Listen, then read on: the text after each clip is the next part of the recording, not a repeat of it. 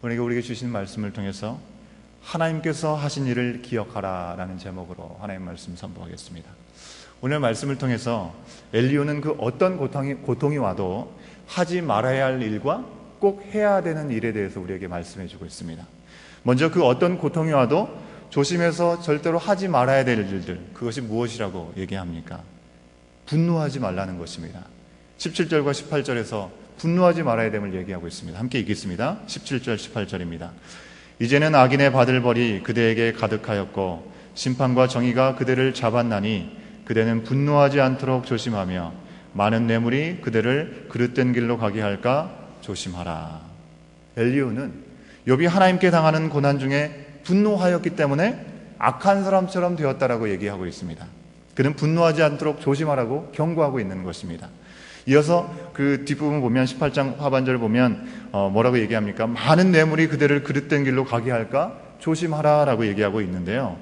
이것은 다소 번역이 좀 모호해서 우리가 좀 이해하기가 좀 쉽지 않습니다. 이 개역반이 나오기 전에 개역 한글을 보시면 오히려 더 이해가 쉬운 것 같습니다. 그 부분이 이렇게 기록됩니다. 대속함을 얻은 일이 큰즉 그 스스로 그릇되게 말지니라 라고 나오고 있습니다. 무슨 말입니까? 하나님께 받은 은혜가 현재 내가 당하고 있는 고난과는 비교할 수 없게 크기 때문에 힘들고 어렵다고 분노하는 것, 그것은 은혜를 잊어버린 그릇된 행동이라고 얘기하고 있는 것입니다. 엘리후는 욥에게 그가 분노해봤자 자신의 죄악을 쌓을 뿐이지 아무런 유익이 없다라고 얘기합니다. 19절부터 21절이 그 내용을 증거합니다. 19절부터 21절까지입니다. 시작. 그대의 부르짖음이나 그대의 능력이 어찌 능히 그대가 곤고한 가운데서 그대를 유익하게 하겠느냐. 그대는 밤을 사모하지 말라. 인생들이 밤에 그들이 있는 곳에서 끌려가리라. 삼가 악으로 치우치지 말라. 그대가 환난보다 이것을 택하였느니라. 욥이 지금 분노하면서 부르짖고 에너지를 다 소모하는 것, 그것이 아무런 유익이 없고 죄악의 길로 빠지게 만드는 것이라고 이 엘리후는 지적하고 있습니다. 하나님의 일을 욥이 섣불리 판단하고 그리고 분노하고 불평하면 이것은 자신의 처지에 대한 분노에서 그치는 것이 아니라 거기서 한 걸음 더 나가서 하나님을 신뢰하지 못하는, 하나님의 선하심을 신뢰하지 못하는 결과로 이어지기 때문에 그렇다고 하는 것입니다. 그 내용을 22절, 23절 우리가 다시 한번 또 확인해 봅니다. 22절과 23절입니다. 시작. 하나님은 그의 권능으로 높이 계시나니 누가 그 같은 교훈을 베풀겠느냐. 누가 그를 위하여 그의 길을 정하였느냐. 누가 말하기를 주께서 불의를 행하셨나이다 할 수 있으랴. 분노와 죄악으로 치우치게 하는 이유가 무엇입니까? 우리가 분노하게 될 때 있지 않습니까? 지금 내가 당하고 있는 그 고난이 나에게 부당하다고 생각하기 때문에 우리가 분노하는 거 아니겠습니까? 내가 당하는 고난이 부당하다는 생각, 곧 하나님이 불의한 일을 행하신다는 것으로 우리가 오해하고 착각하는 죄를 지을 수 있기 때문에 엘리후는 지금 불평하는 것, 불만을 토하는 것, 그 어떤 고난 중에도 분노하지 말라라고 경고하고 있는 것입니다. 이제 엘리후는 이 고난 중에서도 분노하지 말라는 얘기를 분명히 하면서 동시에 꼭 해야 할 일을 우리에게 말씀해주고 있습니다. 이 일은 고난 중에 분노하지 말아야 되는 이유와 설명이 되는 것입니다. 무엇을 해야 되는 것일까요? 24절과 25절 계속해서 보겠습니다. 24절, 25절입니다. 시작. 그대는 하나님께서 하신 일을 기억하고 높이라. 잊지 말지니라. 인생의 그의 일을 찬송하였느니라. 그의 일을 모든 사람이 우러러 보나니 먼 데서도 보느니라. 엘리후는 고난 중에도 우리가 하나님께서 하신 일을 기억하고 높이라고 얘기하고 있습니다. 보통 사람들은 앞선 말씀처럼 고난 중에 분노하는 말을 합니다. 하지만 하나님께서 하신 일을 기억하는 사람은 하나님을 높이고 찬송할 수밖에 없는 것입니다. 같은 상황 속에서 어떤 사람은 하나님을 찬송하고 같은 상황 속에서 어떤 사람은 하나님께 분노합니다. 왜 그렇습니까? 전자는 하나님께서 나에게 허락하신 일들, 하나님의 선하심을 기억하고 있기 때문에 하나님을 찬송할 수 있는 것이고, 후자의 사람은 하나님보다 내가 처한 지금의 상황에 더 집중하고 그것을 바라보기 때문에 불평할 수밖에 없다고 하는 것입니다. 하나님을 알지 못하고 하나님을 바라보지 못하면 우리에게 찾아오는 예기치 않은 그런 고난은 그저 벗어나고 싶은 무거운 짐일 수밖에 없는 것이고 무거운 굴레일 수밖에 없는 것입니다. 하지만 우리가 하나님을 잘 알고 하나님을 믿는 사람이라고 한다면 그 고난 중에도 하나님의 선하신 계획, 그 이유들을 우리가 기대할 수 있다고 하는 것입니다. 내가 이해하고 다 깨닫지 못하지만 하나님은 선하시기 때문에 내가 생각하는 것보다 더 좋은 뜻을 나에게 갖고 계시기 때문에 이 어려움을 통해서 나를 어떻게 세워가시고 나에게 무엇을 더 이루어가기 원하시는 것인가를 우리가 기대할 수 있기 때문에 그렇다고 하는 것입니다. 그러기에 엘리후는 이어서 하나님의 위대하심, 하나님의 선하심을 찬양하고 있는 것입니다. 우리가 어떤 상황 속에서 기억하고 높여야 될 하나님, 그 하나님은 어떤 분이라고 얘기하고 있습니까? 첫 번째로 우리가 헤아릴 수 없는 높으신 세상의 창조주라고 엘리후는 하나님을 찬양하고 있습니다. 26절부터 29절까지의 말씀입니다. 함께 읽습니다. 시작. 하나님은 높으시니 우리가 그를 알 수 없고 그의 횟수를 헤아릴 수 없느니라. 그가 물방울을 가늘게 하시며 빗방울이 증발하여 안개가 되게 하시도다. 그것이 구름에서 내려 많은 사람에게 쏟아지느니라. 겹겹이 쌓인 구름과 그의 장막의 우레소리를 누가 능히 깨달으랴. 세상의 한가운데 살아가면서 세상에 지어지는 모든 것들, 어떤 것도 우리가 동참하는 것이 없습니다. 또 그 질서를 운행하는데 우리가 함께 돕는 그런 손길을 내민 적도 없는 우리들입니다. 우리 인간들과 이 모든 것을 계획하시고 지으시고 지금도 운행하고 계시는 하나님과 비교 자체가 불가능한 것입니다. 이 비교가 불가능한 높으신 분이 우리가 믿는 하나님이라고 하는 것입니다. 엘리후는 26절 마지막에 그의 횟수를 헤아릴 수 없다라고 기록하고 있습니다. 이 말을 통해서 뭘 얘기하는 것입니까? 영원에서 영원까지 계시는 하나님을 높이고 찬양하고 있는 것을 우리가 볼 수 있는 것이죠. 창조주 하나님을 높여야 된다고 얘기하고 있습니다. 두 번째로 하나님은 이 세상을 심판하시기도 하고 풍성히 채우시기도 하시는 주관자라고 하는 것입니다. 30절부터 33절까지의 말씀입니다. 함께 읽습니다. 시작. 보라, 그가 번갯불을 자기의 사면에 펼치시며 바다 밑까지 비치시고 이런 것들로 만민을 심판하시며 음식을 풍성하게 주시느니라. 그가 번갯불을 손바닥 안에 넣으시고 그가 번갯불을 명령하사 관역을 치시도다. 그의 우레가 다가오는 풍우를 알려주니 가축들도 그 다가옴을 아느니라. 대개 번개는요, 심판의 상징으로 우리가 이해하고 있습니다. 하지만 하나님께서는 심판을 위해서만 번개를 만드신 것이 아니라고 하는 것입니다. 31절 말씀대로 번개는 심판의 도구로 쓰이는 것이 분명합니다. 만민을 심판하신다고 말씀합니다. 또한 동시에 음식을 풍성하게 주시는 풍년의 전주곡이 바로 번개라고 하는 것입니다. 번개가 칠 때요, 번개가 치는 순간에 나타나는 공중의 전기, 바로 질산 또 아질산 가스가 생성해서 토양을 비옥하게 만드는 역할들을 한다고 합니다. 그렇기 때문에 이 번개가 칠 때 이 모든 농사들이 풍성해질 수 있는 가능성이 크다고 합니다.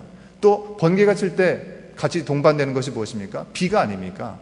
비가 바로 농사에 도움을 주는 것입니다. 그래서 번개가 자주 온 해는 풍년이 된다라는 그런 얘기가 있는 것입니다. 엘리후는 이처럼 번개에도 심판 외에 우리 사람이 다 알지 못하는 유익이 분명히 있는데 사람이 그저 자기가 보고 자기가 경험한 상황만으로 모든 것을 함부로 판단하고 그것에 대해서 불평해서는 안 된다라고 얘기하고 있는 것입니다. 번개가 심판만을 위한 것이 아니라 풍년을 위해서 필요하듯이 우리의 삶에 주어지는 고난, 우리가 계획한 것이 아니지 않습니까? 그럼에도 불구하고 우리에게 주어지는 고난도 두려움과 고통을 준다 할지라도 결코 심판이 목적이 아님을 우리는 잊어서는 안 된다는 것입니다. 우리가 이 사실을 알 때 우리는 고난 중에도 내가 괜한 고통을 당한다거나 억울하다라는 그런 말을 하면서 분노하지 않을 수 있다고 하는 것입니다. 분노는 하나님의 의를 이루지 못할 때가 너무나 많은 것입니다. 분노하는 것 자체가 하나님을 찬양하고 하나님을 신뢰하지 못하는 증거가 되기 때문에 그렇습니다. 물론 때로 우리가 거룩한 분노를 품어야 될 때가 있습니다. 하나님께서 광야에서 이스라엘 백성을 인도하시는 은혜, 얼마나 놀라운 은혜를 베푸셨습니까? 그런데 그 은혜를 잊어버리고 우상 숭배를 했던 이스라엘 백성들을 그저 그들을 불쌍히 여기시고 위로하시고 그들을 사랑으로 끝까지 품지만은 않으셨다고 하는 것입니다. 금송아지를 세웠을 때 하나님께서는 맹렬한 진노의 불을 그들의 가운데 던지셨습니다. 분노하셨습니다. 그렇게 분노하신 것처럼 하나님을 멸시하는 사람들 앞에 섰을 때 우리는 분노해야 된다고 하는 것입니다. 하지만 그런 거룩한 분노가 아니라 그저 단순히 내가 힘들고 내가 이해할 수 없어서 분노하는 것, 그것은 옳지 않는 것입니다. 하나님을 그저 내 수준으로 끌어내려서 지금 일어나는 그 모든 고통이 억울한 결과이고 저주라고 단정짓고 하나님을 원망하는 어리석은 죄를 지어서는 안 된다는 것입니다. 오직 우리는요, 하나님께서 하신 일 그것을 기억하고 높여드리고 우리 안에 있는 모든 분노와 회의와 의심들을 던져버려야 되는 것입니다. 사람 사이에서도요, 어떤 오해가 생기면 서로에 대한 신뢰가 어느 정도인지 우리는 확인하게 되지 않습니까? 예를 들어서 누군가가 저에 대해서 좋지 않은 그런 말씀으로 오해의 말을 한다 하더라도 저를 기본적으로 신뢰하시는 분이라고 한다면 그럴 리가 없을 거라고 얘기를 하시든지 아니면 정말 그럴 만한 이유가 있을 거라고 이렇게 얘기를 하실 것입니다. 하지만 저에 대한 신뢰가 이해가 없는 분이라면 정말 그랬어? 왜 그랬대? 어떻게 그럴 수 있어? 그 상황에 동요하게 되는 것이죠. 하나님과 우리의 관계도 마찬가지라고 하는 것입니다. 우리가 하나님이 어떤 분인지를 알고 경외하고 신뢰하는 사람은 하나님 앞에 살면서 그 어떤 일을 당해도 결코 하나님을 원망하지 않고 하나님께 분노하지 않는 것입니다. 왜 그렇습니까? 너무나 중요하고 흔들리지 않는 전제가 있기 때문에 그렇습니다. 하나님은 나에게 가장 좋은 길을 예비하신다는 그 전제가 흔들리지 않는 전제가 있기 때문에 그렇습니다. 하지만 그저 내 필요에 따라 종교적인 만족감을 위해서 교회에 왔다 갔다 하는 사람, 그 사람은 내가 그동안 얼마나 많은 시간과 돈과 관심을 그토록 쏟았는데 나에게 돌아오는 것이 이거냐는 반영을 보일 수밖에 없는 것이죠. 그러면서 분노하는 것입니다. 하지만 하나님은 엘류의 말처럼 높으시고 우리가 다 헤아릴 수 없는 분이라는 것입니다. 욥이 감당할 수 없는 고통 가운데 끝없이 하나님을 부인하거나 저주하거나 하나님에 대한 근본적인 신뢰를 버린 것처럼 보이지는 않습니다. 하지만 지금 엘류가 말하는 것처럼 자칫 욥의 말들이 하나님께 분노하는 것처럼 오해를 살 만큼 지금 욥은 너무나도 지쳐있는 것처럼 보입니다. 욥이야 극한 그 고통 가운데 친구들에게 위로를 받기는커녕 오히려 지탄을 받았습니다. 친구들의 공격을 받아서 그랬던 것이라고 하지만 우리들은 어떤지를 한번 돌아볼 수 있어야 되겠습니다. 우리는 사실 그 은혜가 족한 삶을 살고 있는데도 하나님께서 풍성한 은혜를 주시는 삶을 살고 있는데도 하나님을 경외하지 못하고 하나님께서 하신 일들을 잊어버리고 분노하거나 원망하고 또 투덜거리는 삶을 살아가고 있지는 않은지 돌아볼 수 있어야 되는 것입니다.